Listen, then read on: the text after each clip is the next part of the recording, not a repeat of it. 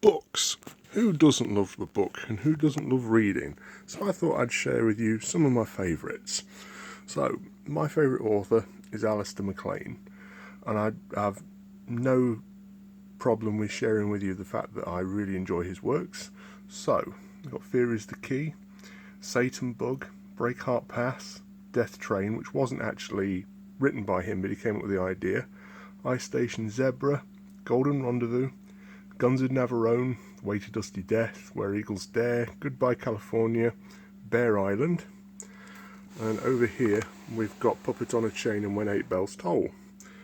Now my friend Kev, who also runs a channel called Seagulls Gather, he does a lot of book reviews. Check his channel out, I'll put a link in the description. He put me on to Desmond Bagley. Now I had read about this gentleman in the back of one of my MacLean thrillers, but I never sought him out. But I read the spoilers and Running Blind, and I ended up getting a copy of both, and Domino Island, which was his unreleased book. Also got the Vivero Letter, the Freedom Trap, Fly Away. I think my favourite is actually this one, Windfall. And these two actually make up a pair of books about the same character. He didn't actually write any sequels as such, but he did write those. Hammond Innes, of course, he was a wartime writer. Michael Gilbert was a lawyer. If you've never come across his work, then I definitely suggest you check it out. My favourite of his is this one. It's called The Empty House. It's basically a Cold War thriller. It looks like a police investigation, but it's not. It soon turns into a spy thriller with lots of KGB agents and Mossad agents and stuff like that. This guy's very good. Gavin Lyle, he was an RAF pilot turned writer. He wrote a whole bunch of books. My absolute favourite is this one. It's called Midnight Plus One. Steve McQueen was going to make a film out of it, but it never happened because he just couldn't get the rights to it. And then we're into some other stuff. I'll come back to that in a minute. Now, when I was a kid, my dad had a whole bunch of J.T. Edson westerns, and I read these as a bedtime story with him. These are actually the American versions, although I do have a British version of it. The Law of the Gun, I have read all of these. I've had these for many, many years.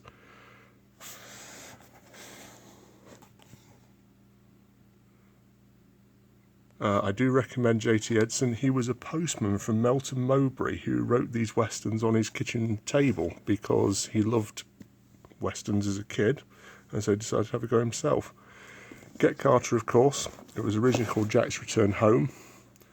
This, of course, was made into the film with Michael Caine, one of my absolute favourite films. He also wrote this, GBH, which was a crime thriller set in Skegness and Mablethorpe. Tiptoe Boys became Who Dares Wins with Lewis Collins. Firefox by Craig Thomas, who was an English teacher who decided to write a thriller. Of course, that became the movie with Clint Eastwood.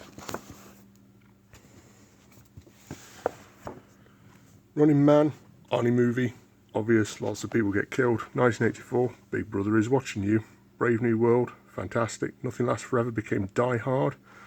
The Wild Geese is an interesting one. Daniel Carney died as a young man, so therefore he never had any reprint rights. This book is very difficult to get hold of. Frenzy became an Alfred Hitchcock thriller. 633 Squadron. This guy, Frederick Smith, he wrote a whole bunch of novels based on this fictional squadron that he created. It's going down then.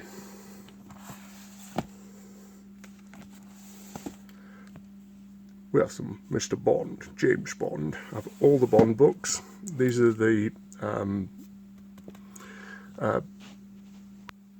Reader's Digest thrillers, and these are the Signet paperbacks. Got some Biggles books there, and of course the obligatory Lee Child Jack Reacher books. Sherlock Holmes, of course. This is like a condensed version of his best stories. I do have a full version somewhere, but I can't find it at the moment. And then we're into The Executioner by Don Pendleton. The Executioner is basically a forerunner to this gentleman, The Punisher, who's my favourite comic book character. I'm not really a comic book fan. The Executioner was basically a guy whose family was murdered, and so he decides to swear vengeance against the mafia, and for 38 books he goes around dishing out the vengeance on the mafia and various other criminals all around the world. Extremely violent, can be very gory, can be really surprisingly punishingly violent, but I do recommend them. Dirty Harry, of course, this is actually a novelisation of a film. It follows the film pretty much word for word. Killer Elite became a film with James Caan. Getaway became a film with Steve McQueen. It's about a criminal trying to get away with a bank robbery.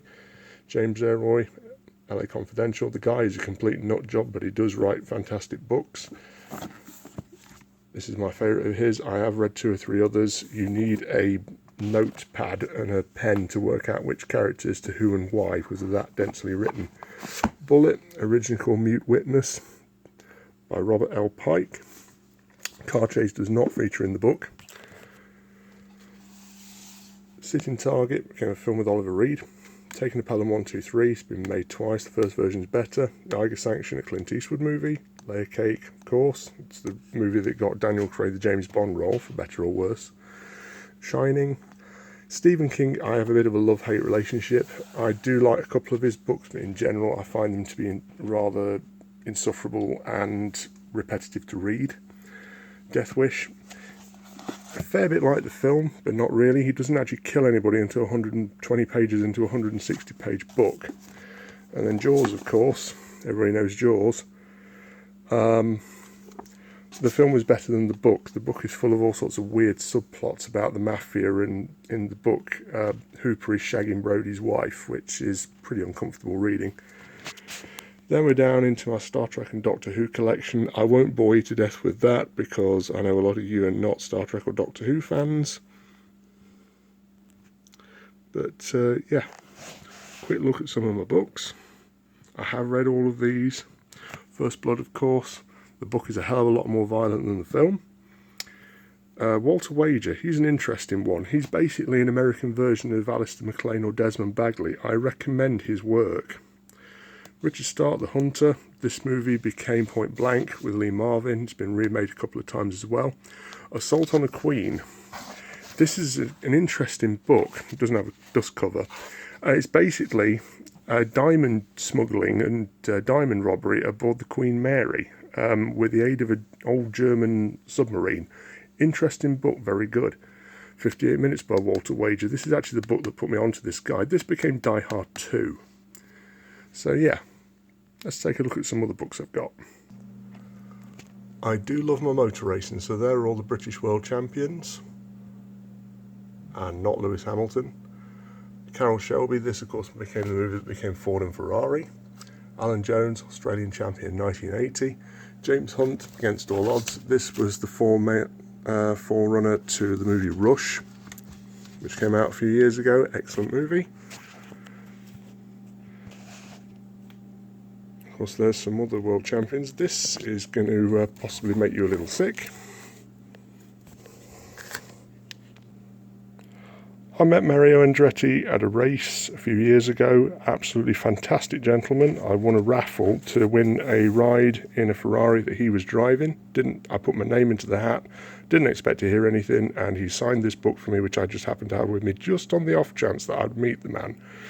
So yeah, I got to have a passenger ride with Mario Andretti. Absolutely fantastic, wonderful guy. Then we're down into some of the military books I've read. Again, as you probably guessed, most of them are military based.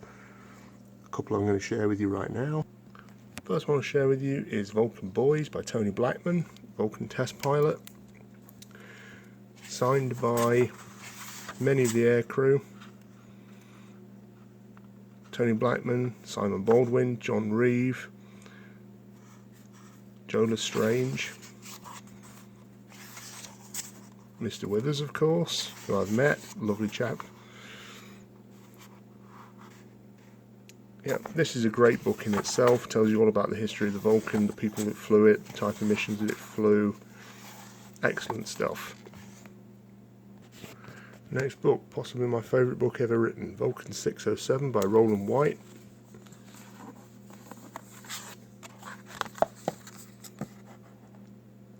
Roland White signed a dedication book to me. And of course, some of many of the people involved in the mission. This is the story of Black Book 1, the mission to bomb Port Stanley runway on the 1st of May 1982. If you've never read this book, I highly recommend it. That's the refueling plan that they had to fly to, and half of the people sitting in the briefing tent didn't have a clue how this was going to work. It very nearly didn't. If you've never read this book, get a copy, read it, enjoy it. Just finally, there was a TV show many years ago when I was a kid. I watched it with my dad. It was one of the things that inspired me to want to join the RAF. The book was called Fighter Pilot. It was following a group of recruits who were learning to fly. One of them actually wrote to me. Again, his interview is on Aircrew Interview. I'll put a link in. A chap called Martin Oxborrow. Martin Withers, again, featured in the programme because he was training people to fly jets at the time. And again, this just follows the story of how people go through training and so forth. Again, a very good, very interesting read. I had a copy of this when I was a kid because Dad said it might help you in your quest to want to join the RAF. Lemmy, does anything else need to be said? Greatest band in the world as far as I'm concerned. Massive Motorhead fan. I did see them live when I was a kid.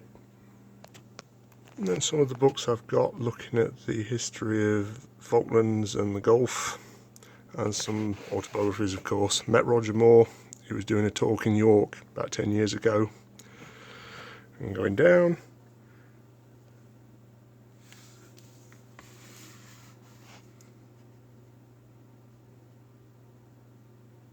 I don't think anything needs to be said other than that. So yeah, there you go, just some of the books that I love, some of the books that I have read, some of the people that I respect. I hope this video finds you well. Have a good one. Ta-da.